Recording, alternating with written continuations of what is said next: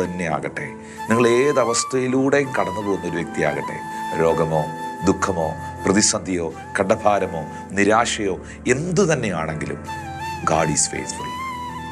God is faithful. നമ്മുടെ ദൈവം വിശ്വസ്തനാണ്. Any situation, any circumstances, our God is faithful.